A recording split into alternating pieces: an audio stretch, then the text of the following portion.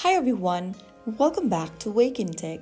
Today in this video we will be learning how to add a shadow in a text in Picsart.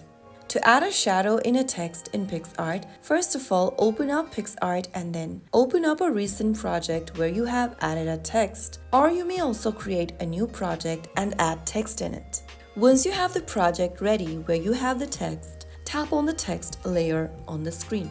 Once choosing the text layer, scroll through the bottom menu and look for Shadow option and tap on it. Now, go ahead and increase or decrease the blur intensity, opacity in order to customize your shadow. After making necessary adjustment, you can also choose the position and the color for your shadow. Once you are done, you can apply the change by tapping Apply at the top right.